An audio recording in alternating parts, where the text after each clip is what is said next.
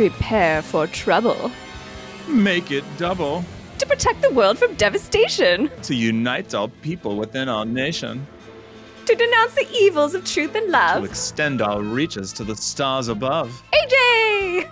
Shane. The Liquidity Event podcast is starting right now. Oh my God. All right. Welcome to episode 12 of the Liquidity Event. We're your hosts, Shane. and AJ. Oh, wait, I'm AJ. Right, I forgot. Oh no, Jesse and James. We're recording this on October 13th, spooky season 2021. AJ, how you doing? I'm doing great. A little hungover, but mostly great. Oh. Drinking some tea today. Okay. You're spilling the tea while you drink the tea. Yeah, what are you drinking? Oh, I love it. That's our new segment sound cue. Boom. Where we talk about what we're drinking for 10 seconds. I'm drinking, love it. I'm drinking another sour beer. I'm a sour guy, sour boy. Nice. Reading anything good this week? No. I'm gonna go ahead and confess that I'm not gonna be able to keep up with the weekly. I just switch books and don't. I think I just always read business books. No one gives a damn about the business books that I read. But I am watching The Newsroom, the Jeff Daniels journalist, Aaron Sorkin show with 3 seasons. He was on that podcast, Smartless. Have you listened to that? Oh, you don't like comedy, right? The Smartless show with Will Arnett. The podcast is amazing, and they had Jeff Daniels on, and he's just a legend. So I picked up Newsroom after that last night. It's a good way to kill an evening. Cool. Very cool. What are you reading? I am reading Leviathan's Wake by James Corey. It's just like your classic space opera sci-fi. It's actually written by a pair of authors. Like they wrote it together, like in tandem. And one of them was George R.R. Martin's assistant. Pretty good. Written by a pair of Team Rocket? Team Exactly. George, yeah. Is that what the R and R Team are? Rocket Writers. Rocket Writers. I like it. Amazing. What are you doing for fun? I am. Girlfriend is obsessed with karaoke, and it's spooky season, so we're doing a VMA themed karaoke session this Friday. I was told to dress as Kurt Cobain, obviously, but also Kid Rock's in the running, so that could happen. But he's a bit of a Trumper these days, so I'm not sure if that's going to happen. Yeah, I vote for Cobain. But it's VMAs throughout the years, not contemporary VMAs, I'm guessing. Yeah, no, it's just like the last 20 years, like iconic VMA appearances. Amazing. Let's hop into some spicy topics. Yeah. It's time for IPO Watch. Wait, what does that sound? It sounds like I don't know. It's called like futuristic shuttle like rocket or something. Yeah.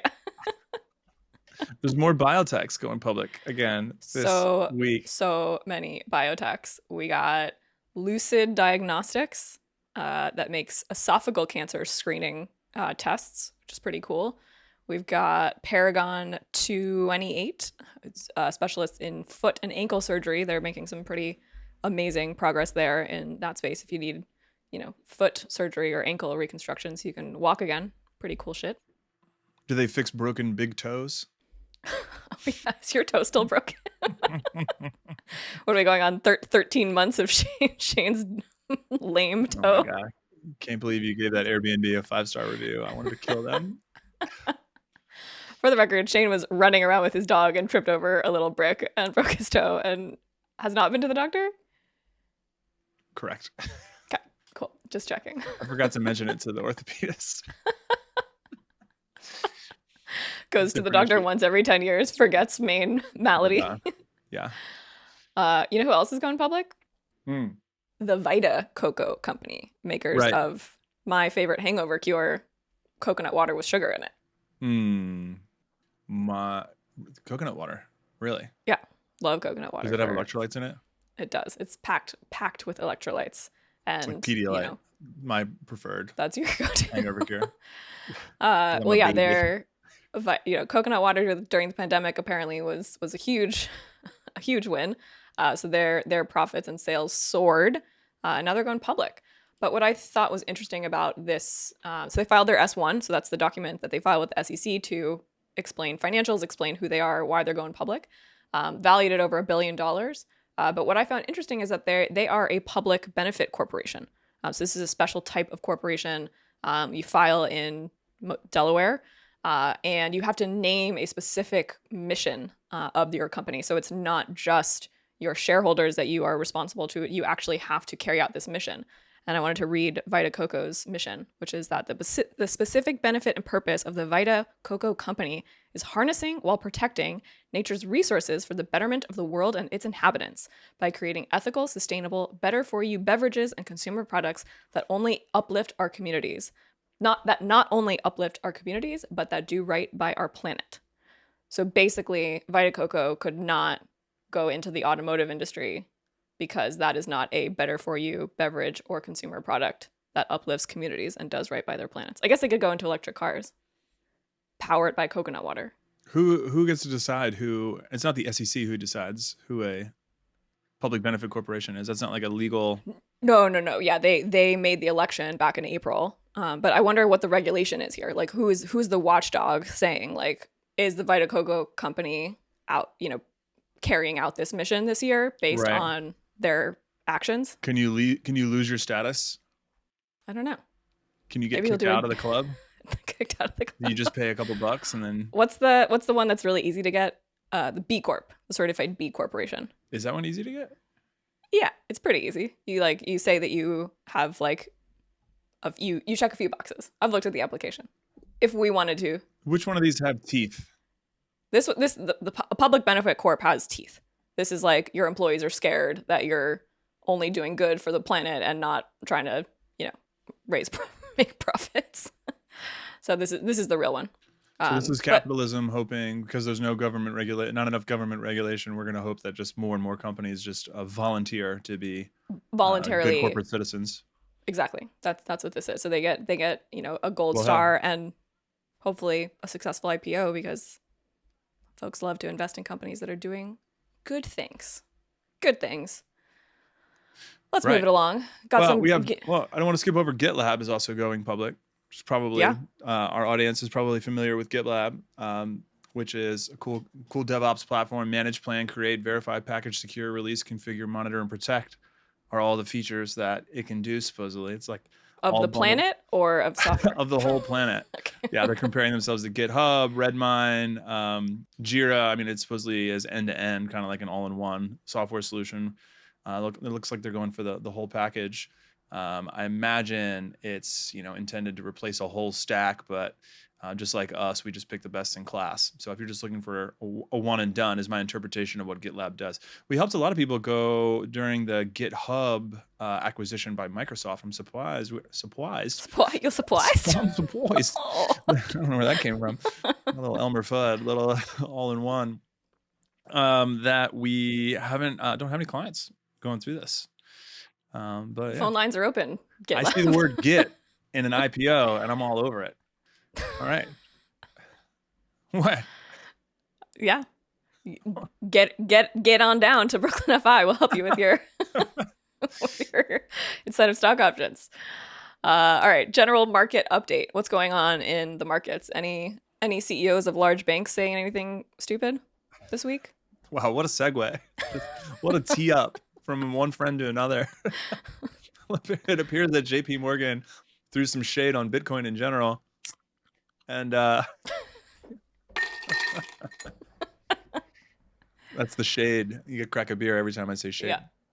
That's the word of the week this week. We just slipped into the episode. Got it. Yeah. So threw some shade on Bitcoin and says, quote unquote, Bitcoin is worthless. Now, technically, it's worth something to a couple billion people right now. Why do you think Jamie Dimon thinks that Bitcoin is worthless? Do you think he actually thinks Bitcoin is worthless? Do you think? Where does he work again? He works at a tangential, maybe competitor, potentially to. Does he work at a bank? Right. Does he work at a traditional relevance? I mean, financial institution? It's not like his bank didn't make $7 billion off of consumer face-to-face banking relationships over the last fiscal year. Surely that would have nothing to do with him saying that Bitcoin is worthless. Correct. No. Bitcoin is Teflon these days. Jamie Dimon's not going to be able to take it down. Everyone's swimming upstream against the cryptocurrency surge. It is interesting that people have to do this. Do you think you could be the CEO of a company and make statements like this? I say I think yes you now, could. but I think I could. It's worthless. Worthless, I tell ya. I mean, you See here, already sir. want to say that it's worthless, so that this one specifically wouldn't be hard for you. I don't think Bitcoin is worthless. I think Could you tell he people has to that say, Facebook isn't evil to like millions of? ooh, I don't know about that. Could you be the head of PR for Facebook or No. Amazon? No, I could not. Come on, $30 million. No way. You got it. Just a couple more years on this crazy train, and then you cash it out. Oh no. Speaking of the crazy train, the U.S. economy is experiencing shadow inflation. What the hell is that? What is shadow inflation, AJ? Shadow inflation is sort of the immeasurable inflation. So inflation we can see by consumer goods, the prices rising. You know, carton of milk cost $2.75 last week. Now it costs $3.25. That's an increase in cost. We can see that. Shadow inflation are things that we can't see, mostly measured by decrease in services. So you go to a hotel, says breakfast is included. Breakfast used to be, you know, that steaming pile of eggs and bacon and crispy sausage. Now steaming pile. Big boys eating breakfast. You know, I love to go to my conferences and see all my Midwestern big boys eating breakfast. That's like my favorite thing. Yes. I love breakfast. Yes. Anyway, what's been disappointing during the pandemic has been the shadow inflation, because now when you stay in a hotel, go down for breakfast, expect buffet, and all you see are sad apples wrapped in plastic wrap and maybe some cartons of, you know, Nature Valley granola bars. For the same price.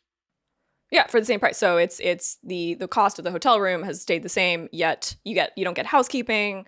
Breakfast went away. The actual value and services that you're getting have decreased. That's shadow inflation. So reg inflation is higher price, same product. Shadow inflation, the bizarro inflation, is same price, less of a product. There was a really cool BJ Novak, the writer and actor on The Office, was on Conan like 5 years ago and displayed famously shadow inflation by the shrinking size of Cadbury eggs over the years. Which is a fun little bit on Conan for those that want to see it in action. But yeah, it looks like the next time that you're waiting on hold with any company for longer than you're used to, or your dinner takes a little bit longer to be, you know, brought over by your waitress or anything else in service space that is of a lower quality, that is an example of shadow inflation. So keep that in mind. Yeah. Okay, this next one here is really cute. In the general financial planning section. It's really dark. You have a comment here that just says, fuck this. Elaborate. Expand. So this story, the headline is, a man tried to scam the government of $543,000 in coronavirus relief funds, and he faked suicide to evade arrest. So the TLDR here is, man made up fake business, said I have fake payroll, and applied for the Paycheck Protection Program, the PPP loan. He actually didn't get the loans, I believe. He just applied for them. Yeah. This is like the darkest series of the biggest loser on earth. Yeah, I say fuck this because I'm sick of these stories of folks trying to defraud the government with this PPP program. You know, it was put together hastily. It had a lot of holes in it. It wasn't perfectly run. You know, real life businesses, a lot of those that we worked with were, you know, saw their sales evaporate overnight. They were trying really hard to get this money, needed this money to keep people employed, and then these schmucks are using, you know, exploiting this loophole.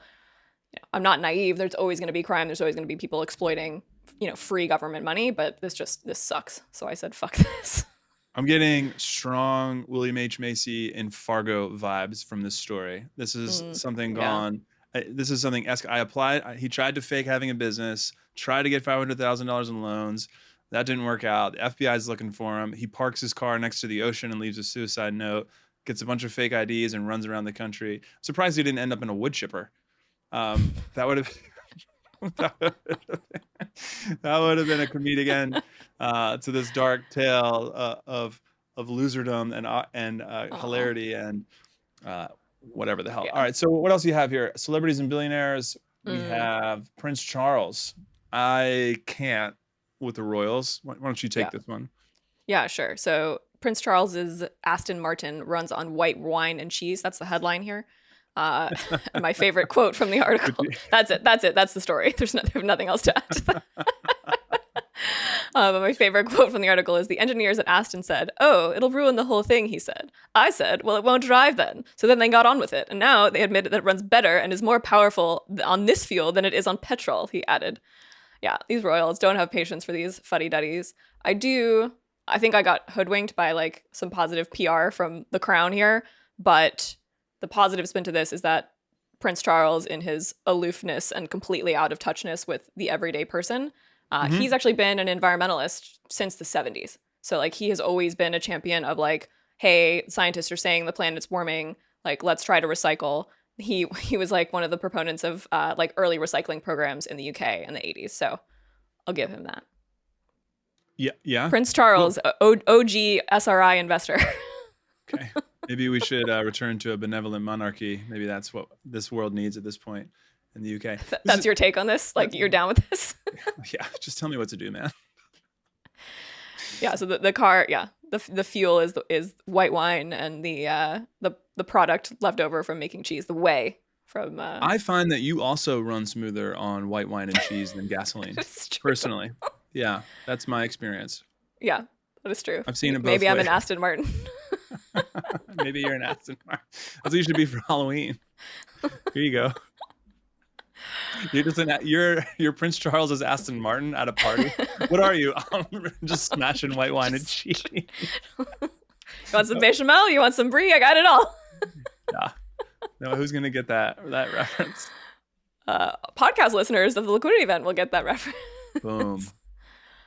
All right, we got this section: COVID, work from home news. So yeah, during the pandemic, and still food delivery services, ways that you could not leave your house and still get essential things. All those companies, not all, but a lot of them did very well. And one of those is GoPuff. It's a Pennsylvania company.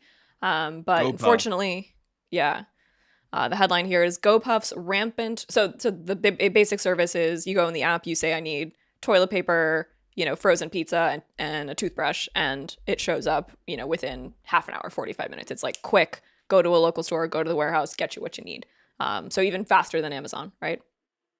The headline here is GoPuff's rampant growth created a downward spiral into chaos with fraud, unsold inventory, and warehouse managers throwing away thousands of dollars worth of food every day.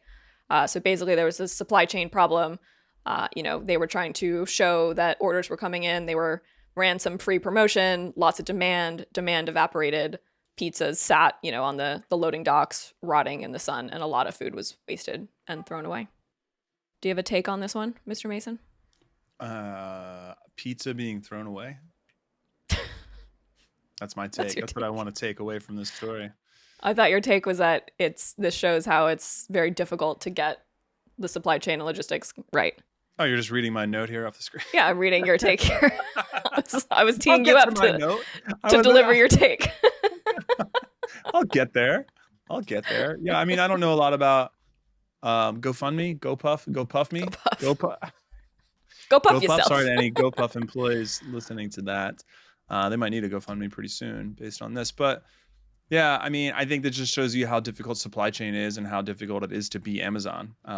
If it was easy, it probably would have been invented a lot earlier, and Amazon would not be the dominant player in the marketplace that it is. I mean, a lot of other people, Jet.com, Walmart in general, have all tried to figure out how to make supply chain easy and effortless, and no one has been able to be as innovative as Amazon here. So I just wanted to, I know Amazon crushes other industries and has a lot of, there's been some articles recently about how some leaked documents within Amazon wherein they will, they have third-party sellers on the platform, they copy their product and then promote their own product above the third-party sellers. They're just kind of like China in that regard, where they steal IP and get away with it because they're a monopoly.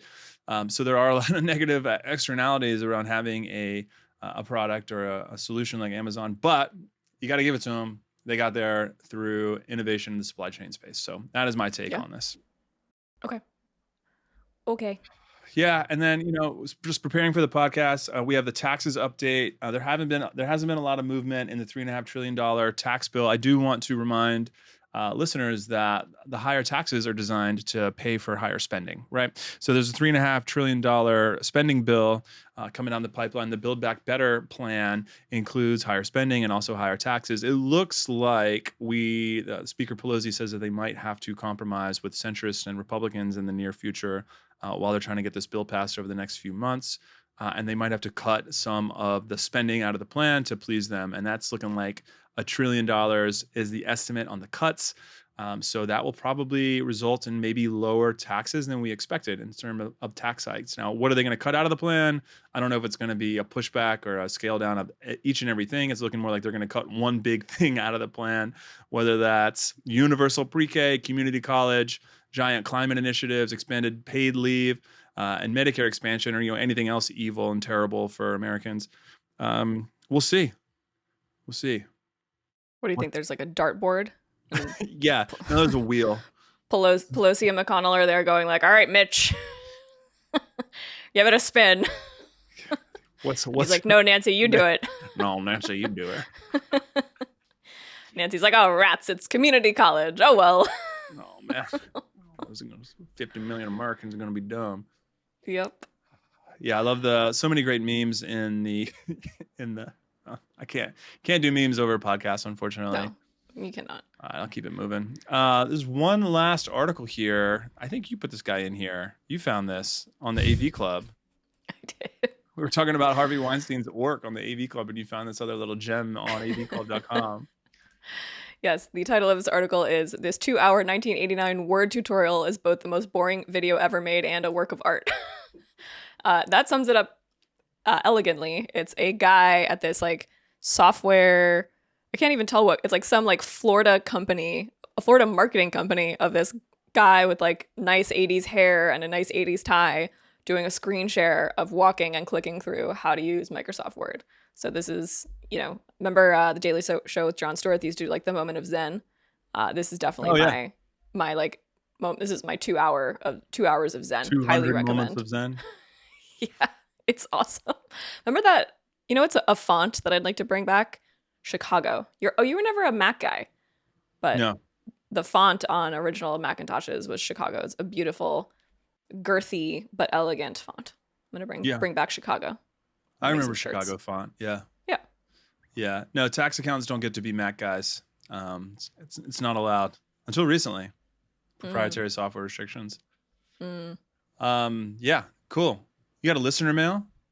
We did. You've got mail. Boom. So fun. You're so proud of yourself. Listener question. Why should I do an 83B election? And do I need to do it when I early exercise my ISOs? This has actually come up a lot recently with our clients. So thank you, listener, for emailing in this question. Why should I do an 83B election? You want to take this one? Yeah, let's try to do it quickly. So an 83B election allows you to lock in the taxes on the income that you're going to receive from stock in a current time. It's kind of a cool option to make sure that most stock will appreciate in value over time. And as it appreciates in value, not most stock, but a lot of stock will appreciate in value over time. And if you work at a startup that's going to really hit it off, there's going to be a lot of appreciation. So there's a really cool election called an 83B election, which it references code section 83B of the Internal Revenue Code, wherein always so creative with their naming the IRS.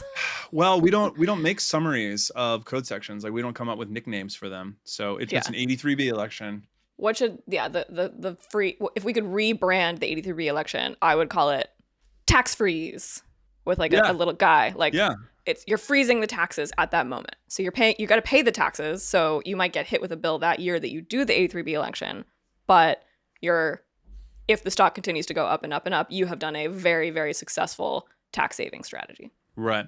The risk is that you pay taxes now, but the stock actually goes down in value. But we all know that stonks don't go down in value. So there's not really a risk there.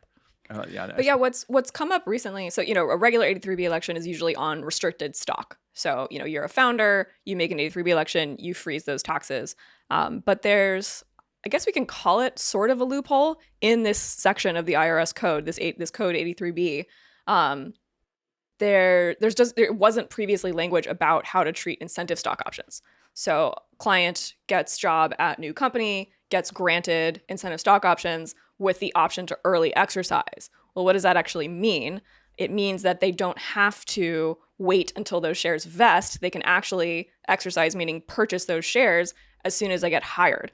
And by doing so, they're essentially forcing an 83B election because they're bringing all of that income into this tax year. But because they're incentive stock options, it's not regular income. It's only income for alternative minimum tax purposes. So that can be a very, very valuable strategy to use when you get hired at a startup. I love this topic. I think there's lots of room for arbitrage here if you can afford to exercise. Yep. Thus concludes Equity Compensation Corner coaching from the BKFI team. That's just the tip of the berg there. Team. Oh, that is the grain of sand on the beach of the vast grain of sand on the tip of the iceberg. Yes, exactly. That's cute. I love an analogy. What cabin in the woods did I grow up in that I mix all of my metaphors? Like for some reason, messy. like I can't. You're messier. Your metaphors really are hilarious. I don't like, get any of when it rains, it's cats and dogs. It's like what? Every time, like you live and lose. Yeah. What? I got a new segment for us this week, which we'll do quickly. Right. Boom. Yes. So this is I'm calling this segment AJ's CEO Crush of the Week. So every week there'll be 52 crushes a year. That's interesting. So there's the super side note. There's a character in P.G. Wodehouse novels named Bingo Little, who is accused of falling in love with a new woman like every other day. And at my old job, my cubicle mate used to call me Bingo Little. Bingo Little. Bingo Little. So anyway, my crush of this week is RJ Scaringe, who is the CEO of Rivian Automotive. Rivian has filed to go public. They are seen as a potential competitor to Tesla. They make really cool, they look like Land Rovers, like really cool sport utility electric vehicles. They've got a truck out and they've got a Range Rover looking thing. They're How beautiful many cars cars. do they have orbiting the Earth? Orbiting the Earth? Yeah. None yet. That's why they're going public, because they're currently losing $1 billion a year in Sounds like they're behind. money that they're spending to develop these cars. But based on what we're seeing with the S1 and some of their projected sales, it sounds like there's almost 50,000 orders for these things. So probably in the first year we can see billions and billions of revenue. So hope Rivian can turn a profit here. CEO, very good looking fellow. Graduated at MIT, he's been fixing cars since he was a kid. This really feels like I want to create the perfect electric car story. 36 years old. Believes in the product, 36 years old. Yeah, young CEO. Yeah. I've got a crush on you, RJ Scaringe. Scaringe. Yeah, I'm Team Rivian. I'm over this Tesla nonsense. Oh wow. I'm gonna get a Rivian. They're pretty cool looking. Yeah, I'm definitely getting here live, y'all. No brainers of the week. Next segment. What do we got here? AJ, you've got a fun one. I've got a shitty one. You go first. Okay, shitty first, fun second. Get all your damn tax information to your accountant as soon as possible, you people. Why am I filing your tax returns on October 13th and 14th and 15th? You're driving me crazy. I can add so much more value to your tax return. I can reduce your taxes. Everyone's not going nuts. I don't have time to review all your little nitpicky stuff. There's just not enough time. How could you do this to us? Don't do it to us. It's just so everyone knows. Nothing costs you more your entire life than your taxes. I'm telling you. Wow. Your entire life, the most expensive thing you'll ever pay for. Reduce that. It's a huge win. Just get your information, get it together, stop procrastinating, and giving it to your professional. Please, God. Yeah, and the date you get it is what, mid-March? That's like the latest you could possibly get information from your broker. Maybe you're waiting on a K1. But that's September 15th. At this point, kids, no excuses. Okay, mine's more fun. The entire first season of the Pokemon anime cartoon is on Netflix. I'm on episode 7 now, and I started last night. That's all. It's pretty juvenile, right? But like, no, it's awesome. Okay. It's very like, no, it's very juvenile. I feel like do that. I need it. I need that in my life. It's enough stock options for one day. I'm going to watch anime. Exactly. All right, This AJ, has been the Liquidity event. You can email us at liquidityevent@brooklynfi.com. Leave us a voicemail. We'll play it on the air. That's podinbox.com/the Liquidity event. Show notes for this show can be found at brooklynfi.com/episode 12. BKFI fans can leave us a review if they want to be weird about it. Thank you for listening. Bye.